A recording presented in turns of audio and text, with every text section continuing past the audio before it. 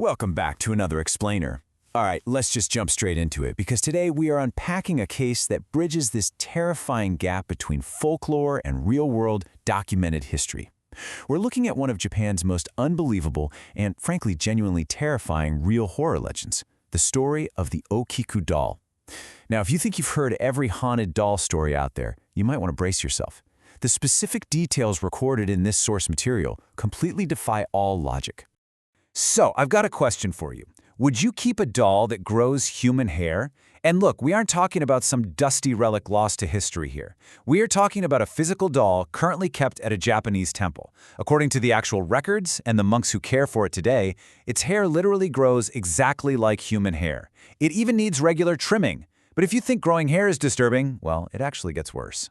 Because recently, the doll's mouth has slowly started opening up. And inside? Yeah, people are reporting seeing teeth growing. It's absolute nightmare fuel. So, to understand how a simple child's toy became this terrifying, we really need to rewind over a century to see exactly where and how this whole thing started. Part 1. A Tragic Birthday Gift. Okay, the year is 1918. It all starts with the Suzuki family. They were a pretty poor family. The dad was a day laborer doing odd jobs, and the mom was a tailor. They had a 17-year-old son named Aikichi and a little daughter, Kikuko, who was turning 4. Now, Kikuko desperately wanted a doll for her birthday, but her parents just couldn't afford it. But Aikichi loved his little sister so much, he actually spent an entire month working small side jobs just to save up the cash.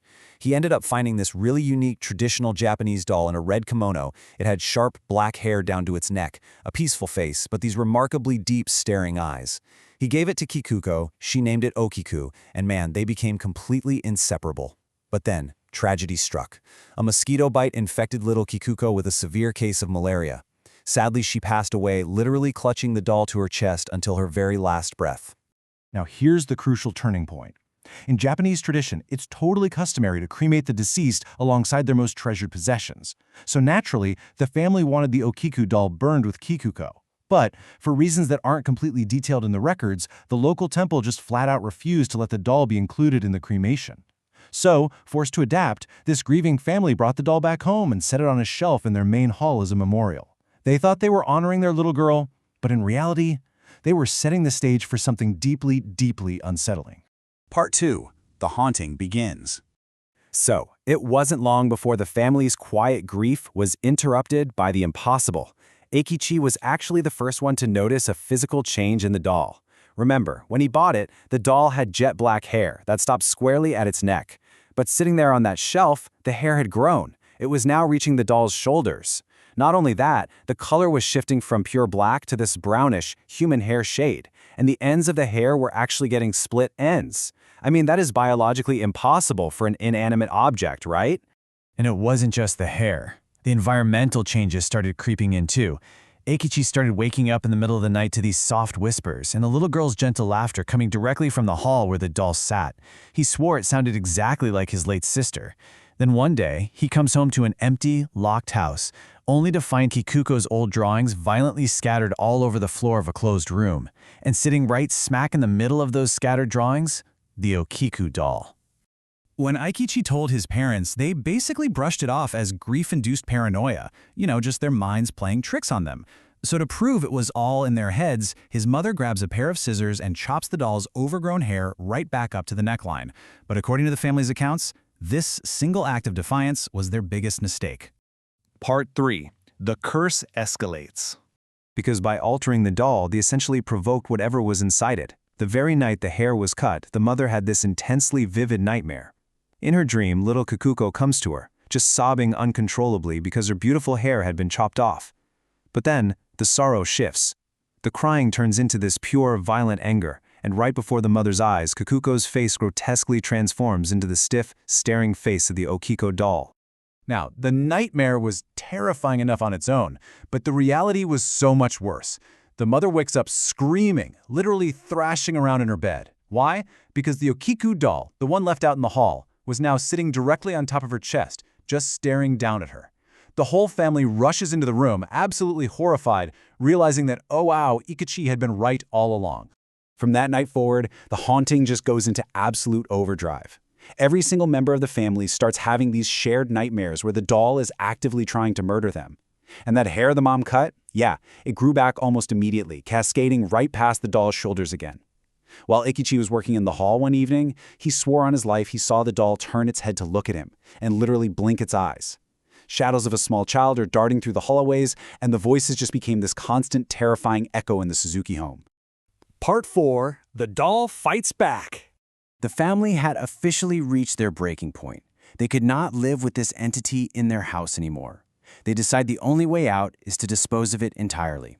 So the dad takes the doll, marches out to a nearby empty field, digs a deep hole, and buries the whole thing in the dirt. They thought it was over. They genuinely thought they were finally safe.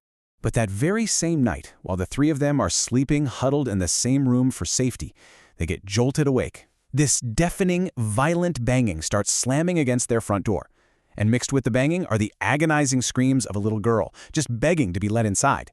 The force of it gets so intense that the family reported the entire house shaking, like they were being hit by a localized earthquake. And then, just dead silence. Summoning basically every ounce of courage he had left, the dad creeps to the front door and opens it. He couldn't even scream. Standing right there on the porch was the Okiku doll. And according to the family's sworn testimony, it physically walked into the house, on its own 2 feet. What happens next is the most violent escalation of this entire legend. As the doll is standing there, its hair starts growing at an impossible speed. These long strands are whipping through the air like tendrils, and they wrap tightly right around the father's neck. It was strangling him. Ikichi and his mom are frantically trying to pull the hair away, but the grip is like iron. The dad literally drops to his knees, completely unable to breathe, his life just slipping away. In a desperate final attempt to save his dad, Ikichi locks eyes with the doll and screams his dead sister's name at the top of his lungs, "Kikuko!" And the exact moment he shouts her name, the supernatural assault just stops. The hair instantly loosens its grip, the doll goes completely limp and lifeless, and the dad collapses, gasping for air, narrowly escaping death. Part 5. The Unsolved Mystery Today. Now, you'd think after an attack like that, they'd pack their bags and run the very next morning, right? But the harsh reality of their financial situation kept them trapped. 20 years. To put that into perspective, the Suzuki family endured this absolute terror for 2 whole decades. Every time they tried to throw the doll away, it somehow returned. They brought in priests, monks, you name it, but anyone who tried to cleanse the house only made the activity worse, especially right around the time of Kikuko's birthday every year. Finally, after 20 years, they couldn't take it for one more second, and they moved away. But before fleeing, they handed the doll over to the Maninji Buddhist temple, explaining this entire horrific 20-year ordeal. The monks at the temple tried their own sacred cleansing rituals, but they entirely failed to lift whatever curse was attached to this thing. Seeing absolutely no other option, the monks securely packed the doll away, and it has remained at that temple for approximately 100 years. Today, tourists can actually visit the temple to see the Okiku doll for themselves, but there are strict rules. Absolutely no photography is allowed. And the temple issues a very specific, chilling warning to anyone who visits. Whatever you do, do not stare into the doll's eyes. According to the monks, tourists who lock eyes with the doll for too long almost universally report suffering from severe, terrifying nightmares right after their visit. The monks still treat this object with extreme caution. And yes, they still periodically give the doll a haircut, as that brown, split-end hair continues to grow to this very day. Which really brings us to the ultimate question at the heart of this explainer. What is actually happening here? Is the grieving soul of a 4-year-old girl named Kikuko desperately clinging to her favorite birthday present? Or, when that family placed the doll on a memorial shelf instead of burning it as custom demanded, did they invite something far darker, something deeply sinister, to take residence inside it? The physical evidence is literally sitting in a temple in Japan right now, hair growing, teeth emerging, waiting for an answer. Thank you so much for joining me on this explainer, and I'll see you next time.